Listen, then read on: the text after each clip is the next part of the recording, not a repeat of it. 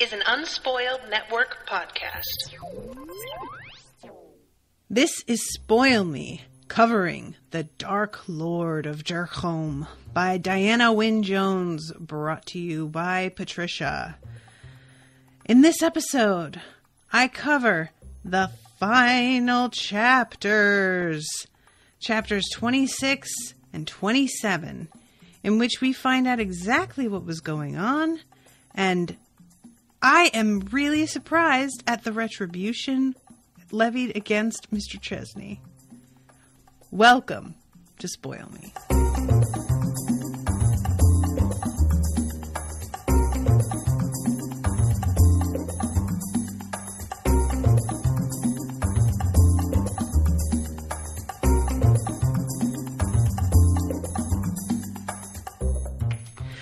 Welcome to the show, everybody. I am Natasha. And yeah, this is a really surprising couple of chapters because everything gets wrapped up, but it's in such a quick way and with such abruptness in some ways that it took a minute to register how much had actually been, what's the word I want? How much had actually been dealt with, if that makes sense. Because I'll get to this part in a moment, but it took me a second for me to I had to go back and reread a couple of points because I was like, wait, what? Oh, that's what happened there.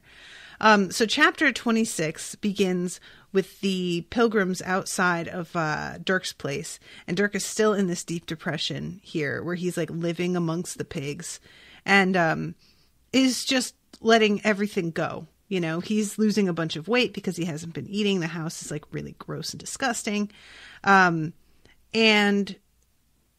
we have Fran who kind of loses her shit finally because when she hears everybody outside constantly chanting, she decides that she has fucking had it.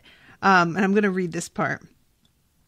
She had grown tired of sharing the ruins of the village with more and more pilgrim parties anyway, and now they had taken to walking up the valley every day, singing. The wizard guides with them just shrugged when Fran objected. She had an idea that the wizards had put the pilgrims up to it in the first place, and so the morning came when she had had enough. She walked up the valley ahead of the pilgrims, where she found Derkholm hidden behind a white, shiny substance that hurt her knuckles when she pounded on it, so she ducked around to see if the back entrance was open at all. There, she had a considerable shock. "Do you know there's dragons roosting all over the hills out at the back?" she demanded as she arrived on the terrace. "Nothing to do with me," said Derk. Fran took in the hut on the terrace and the pigs. This was quite a shock to her, too. "I hardly know you from the pigs," she said. "Are you coming out of there?" "No," said Derk. "George!" screamed Fran, and when old George arrived at a run thinking someone was being killed, she said to him, "Hose, now." So she basically tells him, "You have up until 10, and I'm going to hose you down." And he kind of is just well, I don't know, Kara, count it up to 100. And she fucking opens it up and hoses him all the way down. And I really enjoyed that she did this. "Now get upstairs and get bathed and changed before Mara gets here." "She's not coming," said Derk.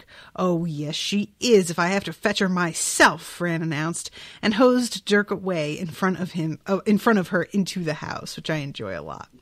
So I want to talk about Mara for a second because she shows up and my original assumption was that Querida had ordered Mara to behave indifferently to Derk so as to distract him with a whole other, personal issue while he's supposed to be being the Dark Lord. It turns out that I think I was giving Querida too much credit by acting like she would include somebody in on her plans and, make sure that they were willing.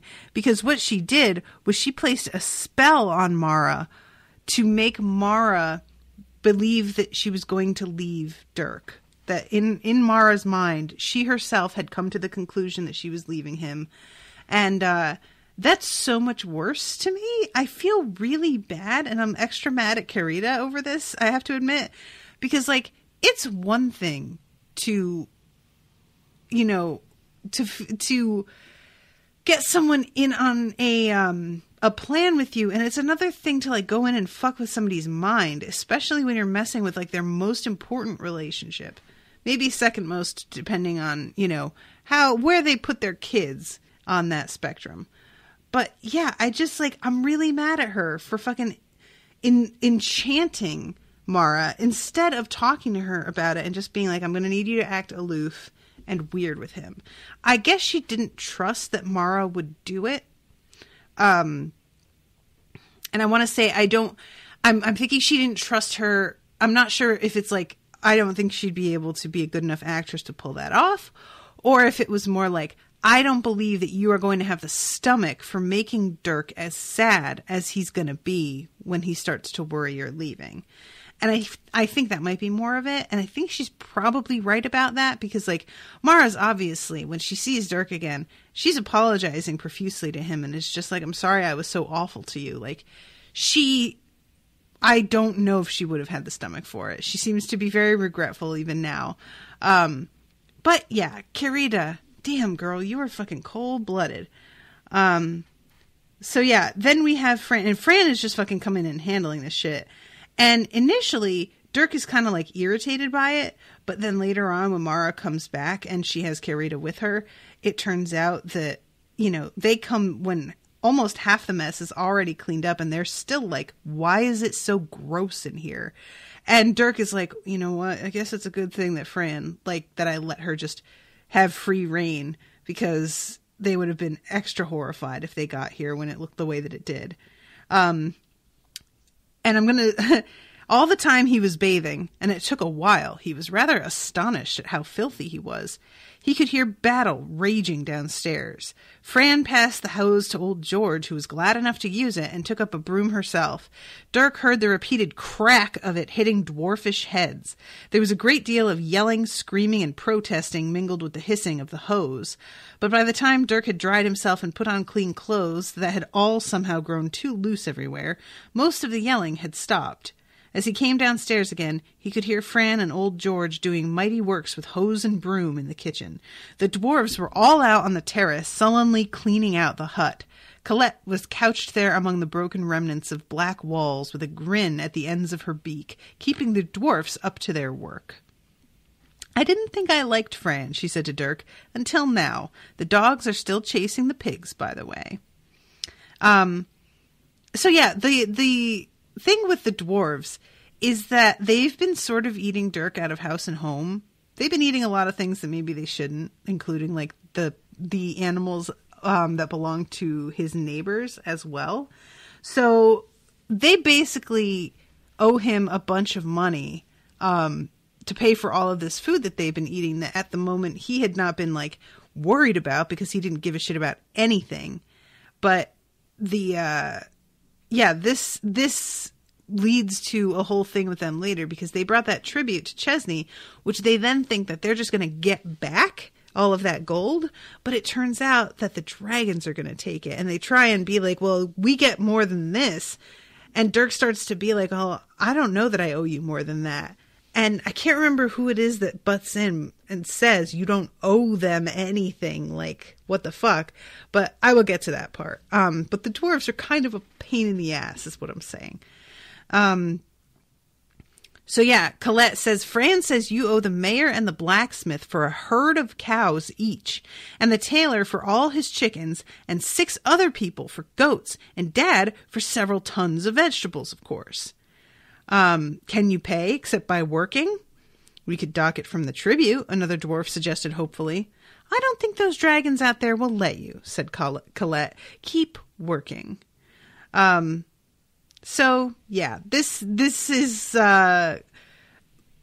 what I mean when I talked about like a lot of things being wrapped up that I hadn't thought about. I didn't really like consider what the dwarves owed or where a lot of this stuff was coming from. I kind of didn't think that we'd ever find out. And the fact that we're not only going to find out where it came from, but we're going to like cope with who they owe and how they're going to pay it back was all very surprising to me.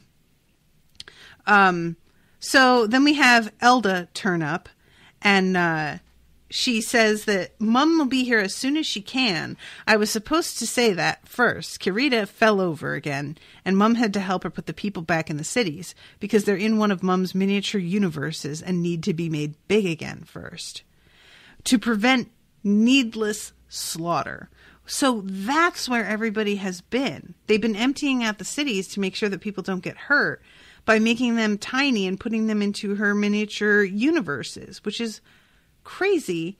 And like, I thought that they were, but I didn't realize that that was all it was, that it just came down to, we want to get the people out of the way of harm. I thought it was going to be a combo.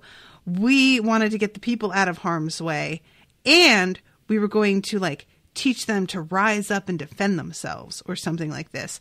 But the truth is, all it comes down to is stopping Chesney. They don't need to like rise up against all of the pilgrims, because most of the pilgrims now don't even want to be here. They don't like it. They don't like what Chesney's doing. They didn't realize how exploited everybody was.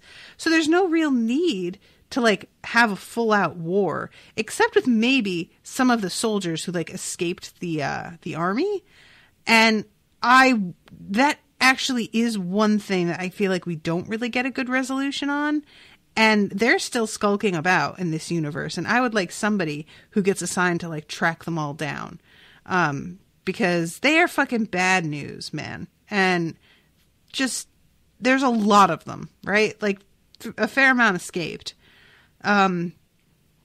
So Mara arrives, and she gives Dawn a big hug and comes up and then gives Derk a hug. And Derk slid rather shakily off his wall chair and wondered whether to smile at her. Mara threw both her arms tightly around his chest, almost stopping his breath. She leaned her head against his shoulder and said, "Oh, Derk, I'm so sorry. I didn't even realize I was being unkind. It was all Kirita's fault. I told her she was to come here and explain. Where is she?" And this is when Kirita says, she says, "I could kill Kirita." "I think she means it too," Kirita said to Colette. "I've never seen her so angry. It's my miscalculation. I used to be married to Mara's father, you know, and I've never felt Derk was good enough for the daughter of a man like that." "But what possessed you to shut yourself away among all this mess?" Derk was surprised to find he was grateful to Fran that that mess was not twice as bad. So, yeah. I liked this this whole like reunion, and yeah, this is when she said, okay, I really like this. "I apologize. Apologizing is not a thing I'm good at, so I'm only going to do it this once, and you'd better listen. You see, when we wanted to put an end to the way Mr. Chesney's exploiting our world, and we hoped by making you Dark Lord that you'd make such a hash of it that the whole organization would fall apart. I thought that's what the oracles meant, but as soon as we arrived at Derkholm to meet Mr. Chesney, I realized that you were going to be rather efficient after all, and I cast about for some ways to take your mind off the task, and I'm afraid I put a spell on Mara to make her decide to leave you. I don't suppose it did much good." "Was letting me down over the demon and the god part of it too?" Kirita nodded her dry little chin. "But I was very busy. I was organizing the women wizards to send everything wrong that they could think of, you know." "So, might it have been you who lent Mara money?" "I gave her money," Kirita replied. "I can afford it, and she was working on my plans after all." "And are you satisfied now?" Derk asked. Kirita looked a little glum.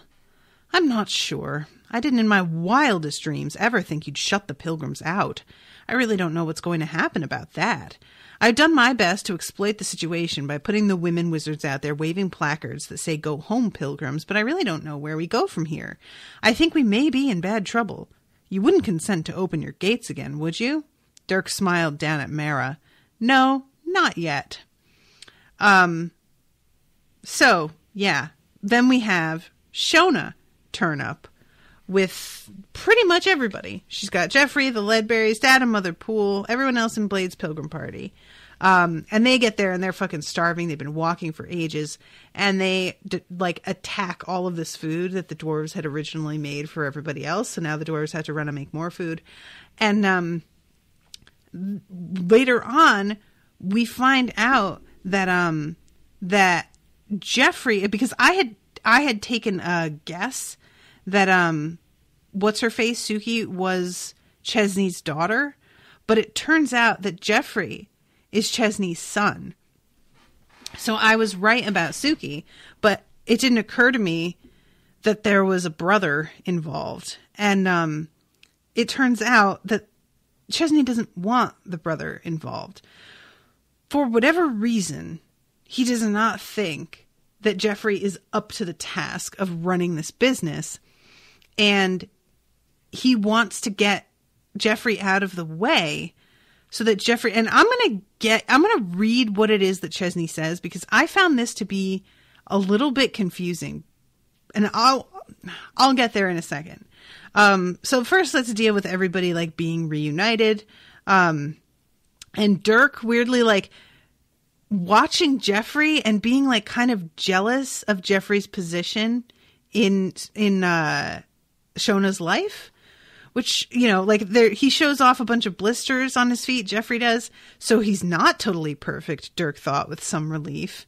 And I'm just kind of like, dude, relax. Of course he's not totally perfect. What are you talking about? He's acting like a jealous boyfriend or something, you know? I am Revel and this is Suki. We've got some rather unpleasant news for you. And they talk about Blade. And he says something about, this is when he just blurts out, Wizard Barnabas was in charge of the mining and I'm afraid he caught Blade. And this is one of the parts that I had to reread because of how quickly all is revealed with Barnabas. Are you sure? Said Mara. I saw him myself, said Revel. Suki and I tracked them all the way down to Costa Moret. And this is when Kirita like kind of breaks in and just is like, are you telling me that Barnabas was like exporting magic? And she's realizing that that's why magic was draining away, because she noticed this happening. So yeah, that explains a lot. And Revel says, there's no need for you to do anything, ma'am. Stealing is the business of my guild. We deal with the non-guild thieving. Costa Moret Guild has gone in to close the mines down. They're doing it at this moment. Suki planned the operation. She's a wonderful planner. I don't think anyone will get away. So my question here is about the slaves that were working for Barnabas in the mines. Who are they? Are they from this world or from the other world? And if they are from the other world, do they get to go home? Because I kind of assumed they were from the other world simply because we aren't hearing stories about lots of like missing persons in this universe. And I would assume that they're going to be people who are like marked as expendable that you can, you know, instead of killing, just make sure they never get home again by enslaving them. So I'm very curious about that, and that never really gets mentioned, like what's going to happen to all of those people. So really, I just hope that they're okay. I insist on dealing with that trainer Barnabas myself, Kirita said loudly, because Mara was saying to Derk, no, I know Blade's all right. Scales, no, Derk said grimly around Mara. Whether Blade's all right or not, I'm the one who's going to deal with Barnabas. And then he calls Talathan. And it's kind of fun. Talathan comes, he tells Talathan to track down Barnabas. And when Talathan agrees to, like, you know, do as he is ordered and disappears, everybody is just, like, sort of sad about it.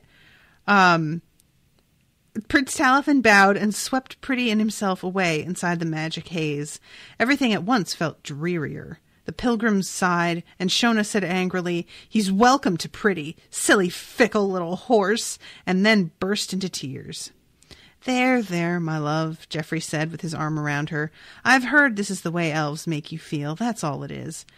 Right, oh, right, agreed Professor Ledbury, as if one had lost something precious. I have, Derk thought. I've still lost Kit. So that the Kit and Blade remain to be reunited because everybody still thinks that they're in a lot of danger. And then we go on to chapter 27, and Kit is having a hard time keeping up with everybody else.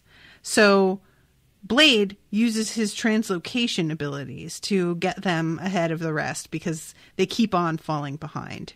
And I love this description of what the magic looks like at Derkholm. Below them, Derkholm and its grounds were covered with a dome of magic so thick and strong that it looked milky white. Frost had formed on it, making it wink in the slanting autumn sunlight. In the valley in front of Derkholm was an extremely large crowd of people, most of whom seemed to be angry. And I really liked that it's like this magic isn't an invisible force. It's not a force that's visible, but only like when you touch it, or visible only as like a haze. This is like a solid object. Frost can grow on it. That's pretty crazy and not what I expected at all, but I like it. The dragons on the hills had been sitting so still that Blade had vaguely taken them for piles of rock. But as soon as he moved, huge dragon heads swung their way. Enormous green or yellow eyes inspected them disdainfully. And he's like, excuse us, can we get in? And they're just like, yeah, you can go in this way. That's where everyone's going. I expected them to like put up some kind of fight, but they don't really at all, because I guess I had assumed that they were there for like guard duty, but apparently they're here in support of Scales because they're dealing with somebody who's like been, targeting magic and gold, which are both pretty important to dragons.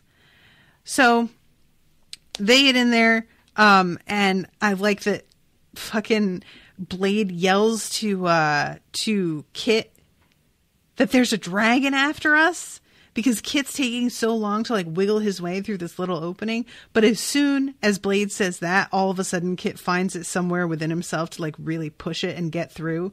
And then he looks at Blade like in irritation that he's been pranked a little bit, and Blade's just basically like, look, you were taking too fucking long, and apparently this worked, so get over it. So let's see. You must see how it is, Derk. This is, they've already caught Barnabas, and Talathan is holding him here. You have to understand, I have a drink habit to support, and the mines don't do any harm. They only export earth.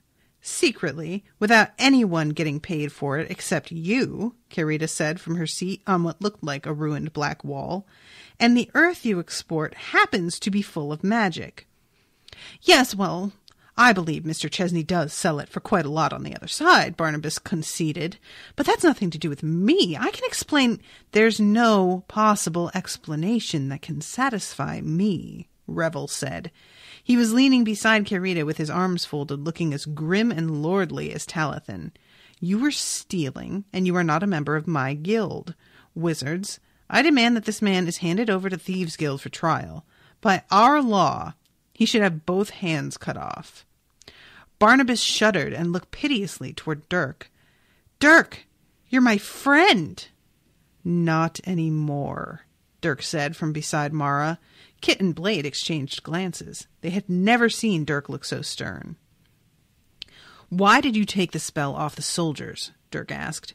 I had to, Barnabas explained. 50 of them were under contract to the mines. Last year's overseers were getting impatient because they couldn't go home until the new ones arrived, you see. Oh, okay. 50 of them were under contract to the mines. So everybody who's like, I don't think I absorbed this at all the first time. Last year's overseers were getting impatient because they couldn't go home until the new ones arrived. They were pressuring me. So the overseers are the prisoners, not the slaves. Or the overseers, the prisoners / soldiers are not the slaves at the mines. They're overseers.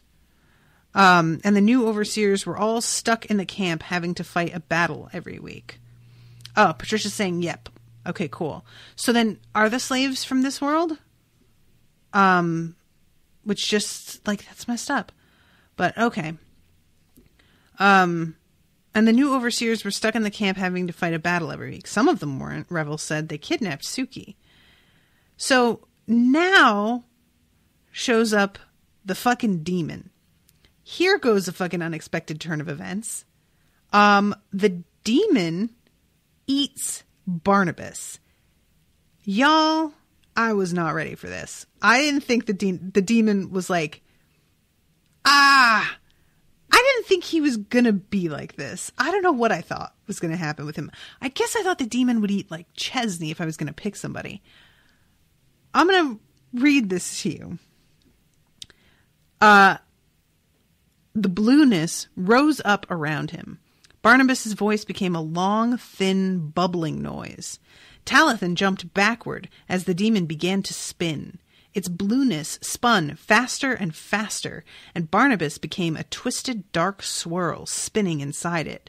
The swirl grew longer and thinner as it spun, and shreds threw off it, but Barnabas did not stop screaming until the darkness had faded into the blueness completely.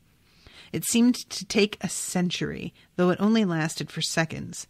So that's how demons eat, Blade thought, swallowing hard and very queasy. Everyone was pale and still as they watched the blueness sink back into the terrace again. Whoa! That's messed up. Like, yo. Patricia just commented, not something you want under your patio. Yes, this is significantly worse than like a family of raccoons or something. That was so unexpected. I didn't know what they'd do to Barnabas, but I expected it to be something like petty and small, just like imprisonment or putting him into the Costa Moret like battles, knowing he's going to die. Something like that. That was like a, I guess what it is, because at the end, spoilers, we have Chesney getting served up the same punishment that he served up that one demon with. And I guess I assumed that he would be the one that would get like death in this manner, and Barnabas would be the one that let the punishment fit the crime kind of thing, right? But I guess I have it sort of backwards because, like, I'm assuming that the people in this world are going to be able to deal with Chesney because he's he's basically like a fucking war criminal. He is just such a bad person that death is what I assume is coming for him. But the truth is, Chesney's own world is the one that kind of has to deal with him, like initially, in a way. It seems like that's what they're aiming for. And it's not until a literal god steps in that things go down in a totally different way. But it makes me ask, like, well, then what happens? Because, all right, I'm getting ahead of myself here, but I want you all to know that this was really unexpected to me. I didn't think that his punishment was going to be so immediate and so harsh. And in some ways, because it was so immediate and so harsh, getting eaten by a demon, I mean, it doesn't really get much worse than that. I thought that we would have a much worse punishment for Chesney. And in my opinion, his punishment is not as bad. And I kind of have I feel some kind of way about it. So we'll get there. Elda notices that Blade and Kit are here, and everybody like loses it and starts to, swarm them and hug them, everything. And let's see. Oh yeah. Blade glanced upward to see where Lyda had come from. He was in time to see the tip of one of Scales' huge claws slicing through the rest of the magic dome. For an instant or so, Scales could be seen as a mighty shadow above the milkiness. Then Derk's defenses crumpled away and folded downward, letting in a burst of extra light from under Scales, who wheeled about and landed on most of the garden monsters. He sat up, rearing higher than the dome had been. "Forgive this intrusion," he rumbled at Derk. "We need to talk." So it turns out that Scales is Deucalion. I think that's how you say it. Deucalion, who was once king of the dragons. "I hope I still am," Scales rumbled. He raised his crowned head to look at the other dragons crouching among the hills over Derkholm. "How say you, dragons?" The other dragons lifted their heads in reply and hailed their king in a musical roar, each dragon crying a different note in a massive bugling chord. A number of the dwarves crouched down and covered their ears. The house, the ground, the terrace, and the whole valley shook. Blade thought, deafened and astonished, The oracle said a dragon would teach me magic. Why? Oh, snap. So, and it turns out to be true, which I'll get to later because it's another pretty good quote from Scales. So all of these, all of this comes down to a kind of like weird confrontation between Scales and the demon, who like know each other. It feels like he calls him Tripos, the demon king. So we have a dragon king and a demon king, and Scales tries to get the demon to leave, and Tripos replies with like, "You need me," to which the dragon's sort of like, "Bullshit, I need you." And then it turns out that the demon can open up the portal between this world and Chesney's world. "Ah, I see," said Scales. "You were holding it shut." And he added most unwillingly, "Thank you." Which I found really amusing. Mr. Chesney shot Scales an irritated glance for speaking out of turn. He did not notice the demon towering nebulously behind him. His eyes traveled stonily from Kirita on her wall, with Elda now crouching at her feet, and Revel leading beside her, on to Mara, Lyda, Colette, Don, across 40 dwarves or so, to Blade and Kit, and stopped at Derk. So fucking Chesney is doing his usual shit with I'm going to ignore everything that has gone wrong and focus on my power in this moment. I'm going to threaten you with, quote, more than bankruptcy for what has gone down here. And Miss Ledbury. Here goes my favorite reveal of this whole thing. Because Miss Ledbury is impossible and annoying, and of course we assumed that she was the one reporting back to Chesney. It turns out I am a plainclothes detective attached to the police bureau, missing persons and unsolved murder departments. I was sent to investigate the reason why so many people who go on your pilgrim parties never come back. Do you think I haven't taken legal advice? Mr. Chesney asked her, flatly unconcerned. Anything that happens on this world is outside the jurisdiction of your bureau. You'll find I've done nothing illegal. Speak to my lawyers. Now, Diana Wynne Jones, you have written the most accurate, irritating man of all time. The fucking man who makes sure that legally the shit he does he can get away with and nobody can really touch him on it. Now, it turns out this isn't entirely true, and he hasn't covered all his bases.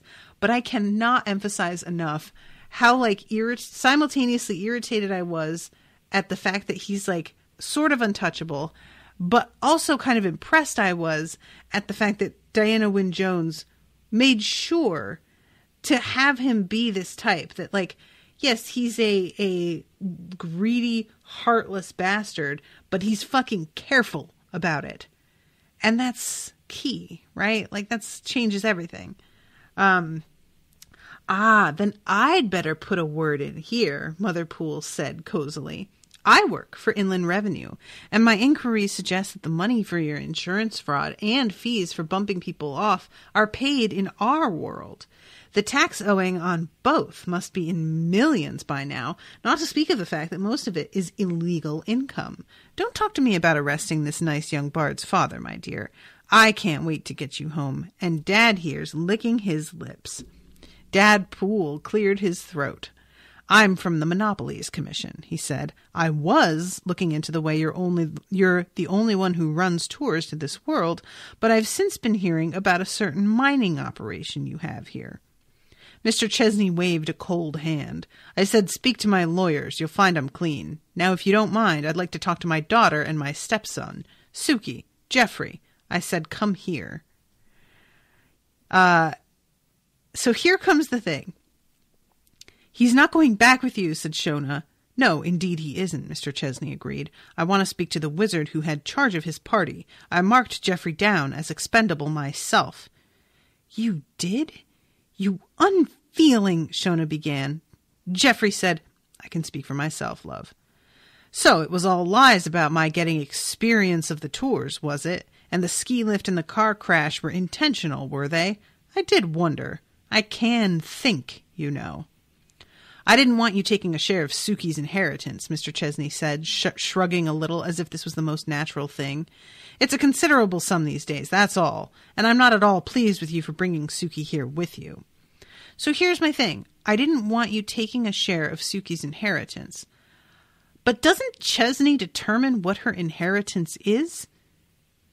This is the part that really confuses me. He's acting like he had to kill his kid in order to keep him from, like, horning in on the family business instead of Suki getting her fair turn. But can't he just write his will so that Jeffrey is left out of it and Suki gets it instead? Why does he have to kill his son instead of, this is the thing that I didn't get. I'm like, you're not talking about her inheritance from your brother or something you don't have control over. You're talking about your own will and your business that you built, which I would think you had complete control over who gets what. Patricia's saying, I guess he could contest the will. I don't know about inheritance laws. Yeah. I guess I don't know either. And maybe that's what he's talking about, that, if Suki was left everything and Jeffrey was left nothing, that Jeffrey would contest it. But, I don't know. It's just such a weird. Yeah, maybe that's all he means. I guess I can deal with that. Blade had been watching Suki as she edged around past Mara and Lyda to stand next to Revel. Now he understood why the escaped soldiers had carried her off and treated her as if she was so valuable. They knew who she was. They must have been hoping for a reward from Mr. Chesney. Blade also knew why he had disliked Suki so much. She was quite like Mr. Chesney to look at, although even Blade had to admit that she was a great deal prettier. He still thought she was quite like Mr. Chesney in her personality. She seemed very like her father as she grabbed Revel's arm and said, "I'm not coming, Daddy," in the same sort of flat voice Mr. Chesney used. "I'm staying here. I'm getting married to Revel." And at this point, Chesney really starts to, lose his cool, because he kind of thought he knew how this was going to go down, that he had protections in place to keep him from getting nailed by certain parties, but it turns out that the attacks are coming from all around. So this is when he says, he's not real life. None of these people are. They're all just the way they are because I turned their world into a theme park. If they didn't happen to be under contract to me, they'd be nothing, just rough types in a world that happens to have some magic to it. Dear me, Kirita put in from her perch on the wall, and now we all come fluttering down like a pack of cards, I suppose. She cocked an eye up at the demon, still towering behind Mr. Chesney. I can't eat this one, the demon told her. The demon in his pocket prevents me. It is my mate, and he keeps it half-starved. Set it free, then I will eat him very slowly. Which I got very excited about, I must admit.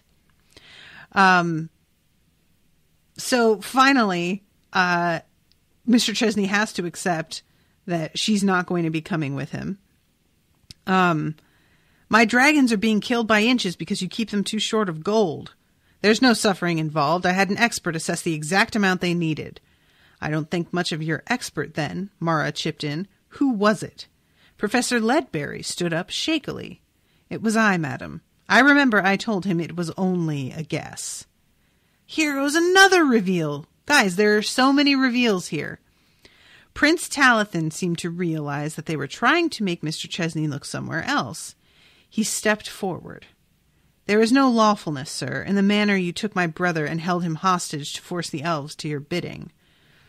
Still looking at Suki, Mr. Chesney said, Nonsense. He came of his own free will. But I didn't, Professor Ledbury protested. You tempted me with promises of strange sights, and when I came to see, I found I was seized and held in a place where I lost my magic and grew old. Only when I lost all memory of who I was did you turn me loose. Prince Talathan strode up to the professor and stared into his haggard old face. Eldrith? He said. Can you be my brother Eldrith? I fear so, Professor Ledbury said sadly.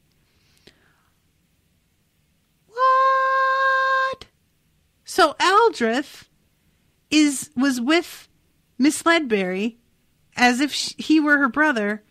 I guess she knew who he was because she was like the plainclothes policeman, and she was.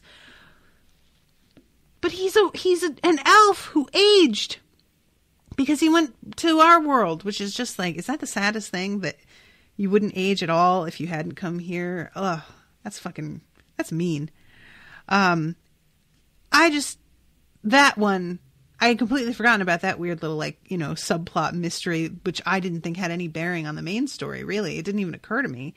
But yeah, there it is. There's some fucking important shit, and I like the reunion between the two of them, but I am so sad about it, you know? Like, I hate it. I feel so, like, he was robbed, you know? Like, this damage that Chesney has done is just brutal.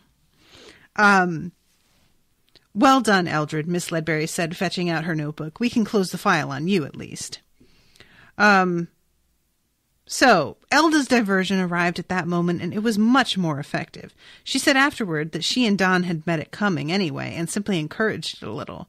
Ringlet came first, flying a jeering half foot too high for the dogs to reach her, with the whole pack of dogs beneath and around her, jumping, barking, yelping, and being pursued themselves by the rest of the pigs, some on foot, some in the air, and all squealing mightily. Pretty, who had clearly deserted Talathan for this game, came cantering after them, neighing with laughter, and after Pretty, flapping and angry with their necks stretched out, rushed a number of geese, home at last, but only about half the usual number. Old George sped after them, shouting uselessly.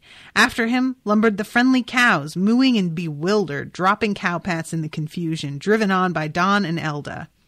And after them, Don explained later that it was pure coincidence, came galloping a herd of the dwarves' ponies, anxious to be reunited with their masters, followed by Nancy Cobber and all the Derkholm horses. Last of all came Beauty, flapping, neighing, and dragging the horse lady who was hanging on to her bridle and trying to stop her.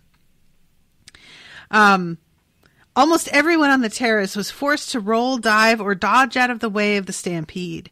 The demon did not move. It just let all the animals flow through it. Mr. Chesney did not move either.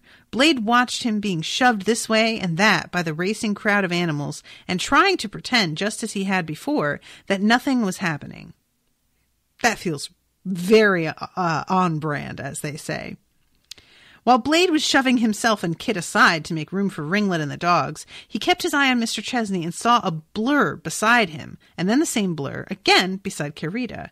The hammering of the paws and hooves and trotters had been too much for Carita. She had drawn herself up into a crouch on the wall with her face hidden. As the friendly cows thundered past, Blade saw the blur become Revel. While the ponies streamed across the terrace, Revel nudged Carita and handed her what looked like a paperweight filled with yellowish fog. Blade found himself impressed by Revel's skill. So there's this enormous distraction of the return of all these animals, and then Revel goes and pickpockets Chesney and gets the demon out of his pocket. I've got your demon here, Mr. Chesney, she called. Mine, said the demon Tripos, snaking down a luminous blue hand thing. No, mine, Scales said, grabbing for it with an enormous clawed foot. I want to know why Scales wants it. I'm not really sure about what that's about. And this is when they get interrupted because, like, they're about to fight over it. Like, Carita doesn't want to let it go either. Then a great stillness came over everything. This was followed by a faint stirring in the air, which gave the feeling of music. Everyone looked up and saw that Ansher was there.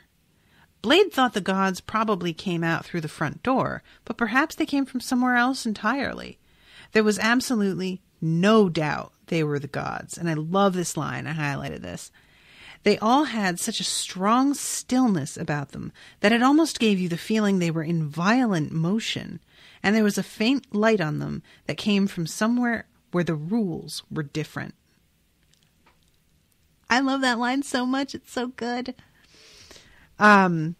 So everybody like takes it for granted that these are gods, like you could just tell. And all of them are bowing to different ones because each of them obviously represents a certain thing that that group of people or person has as a priority in their own mind as something to worship. Why have you waited till now to manifest some gods? Mr. Chesney asked Derk. There have been quite a few complaints, wizard. I want an explanation. You shall have one, said Ansher. We manifest by our will, not yours. He seemed to be only a step or so beyond the front door, but he reached down and plucked the paperweight from among the hands and talons reaching for it at the other side of the terrace. The demon Tripos gave a soundless scream that made everyone's mind throb. Be quiet, Ansher said mildly. You shall have your mate back shortly. The noiseless noise stopped at once. The gods had been forced to wait, too, until people of this world asked to be able to rule their own affairs. The gods need to be asked, and for 40 years the people of this world found it easier to do what Roland Chesney told them than to ask for this world for themselves. Roland Chesney, you have not used this world well. We now remove it from you. We give the wizard Kerita the task of making this world into its own place. And he tells Kerita that it's going to be about 40 years. So basically he's ensuring that she's going to live quite a while longer, which she is very, very happy to hear. We give you the children of wizards Derk and Mara to help you in this.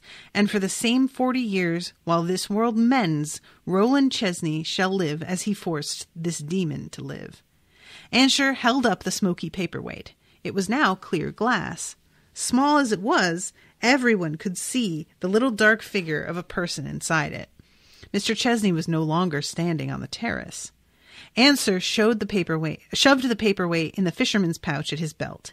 He smiled in a way that struck everyone as if he were smiling personally at them. Do well, he said.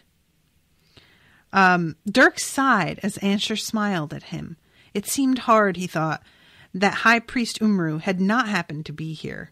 But later, when he heard that Umru had died at almost that precise moment of a massive stroke, with a look of intense delight on his face, it seemed to him that Umru had indeed seen Ansher just once more. He always hoped so, anyway. I liked that a lot. He gets to see his god before he dies, one more time, and probably gets carried off to that place, wherever they are. And I like, too, that Blade says something here about how, like, he knows that this is who he saw when he was at the lake. Because I was like, that had to be a god, right? But yeah, I liked that the gods manifest all of a sudden here. This was really, really fun.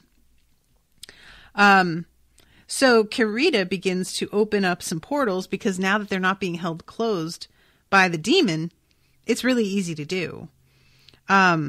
Blade watched her stand up on the wall and do it. It didn't seem very difficult.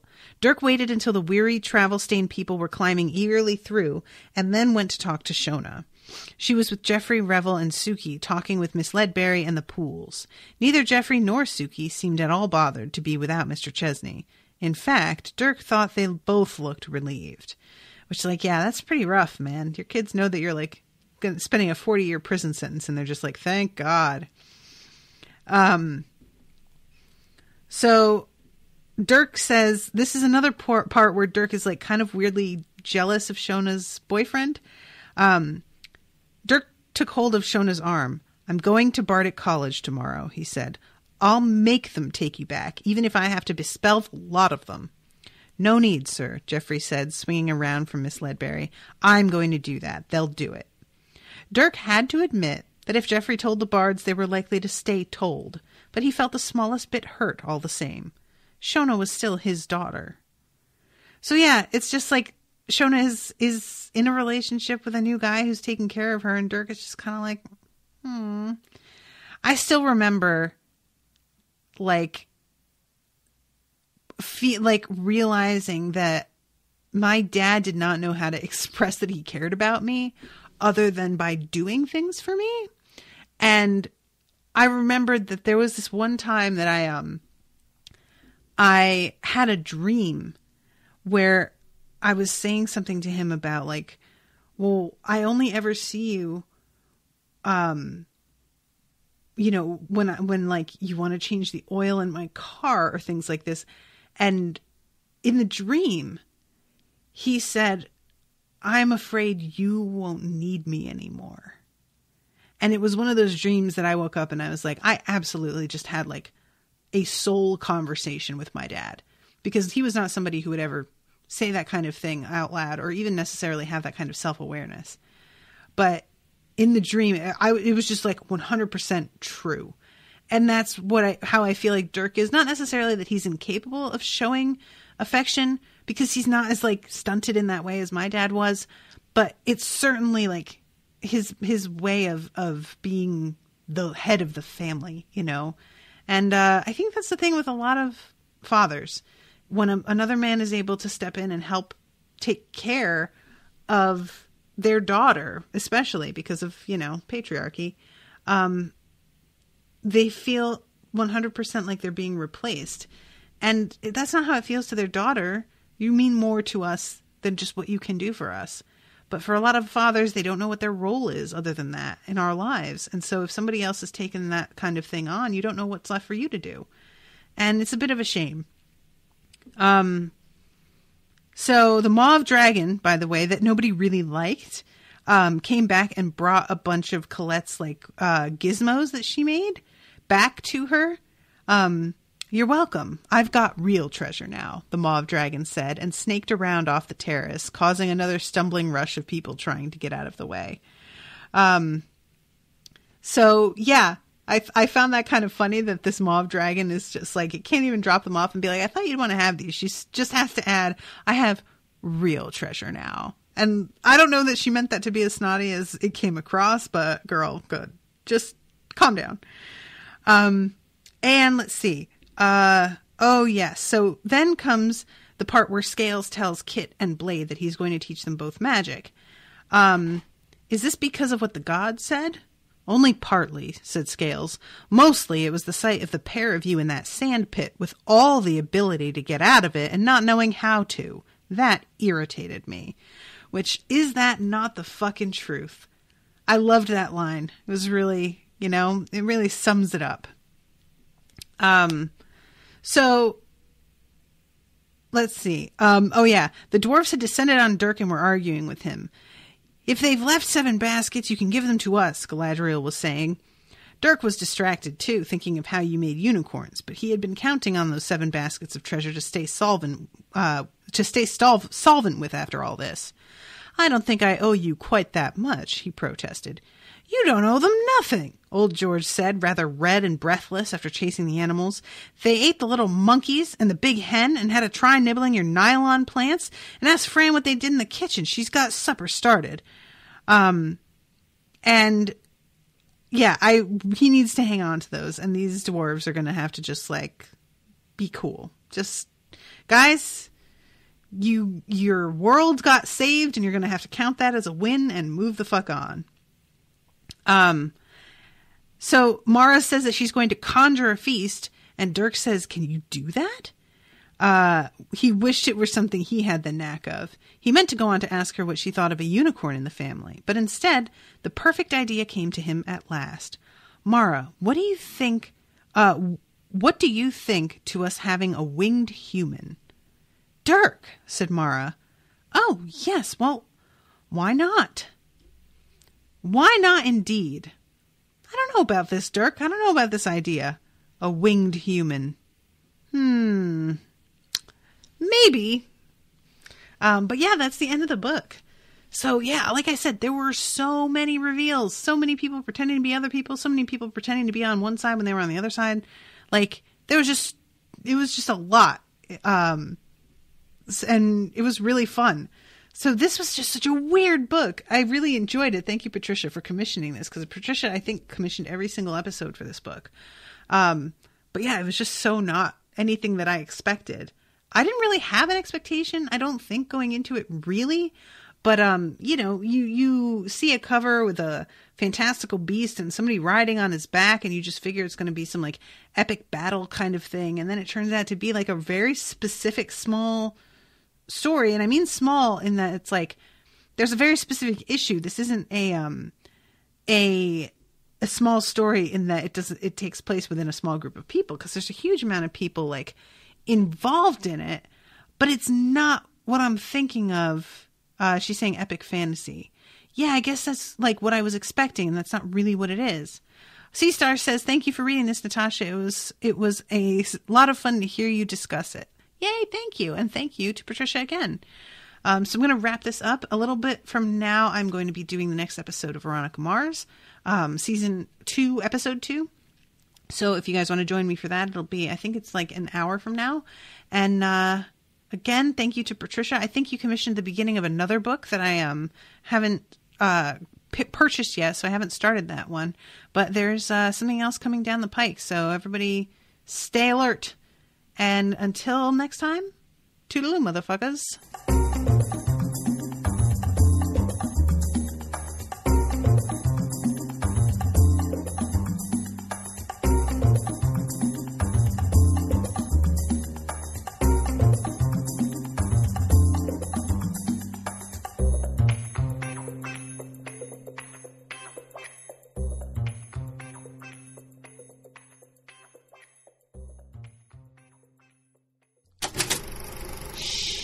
That was an Unspoiled Network podcast.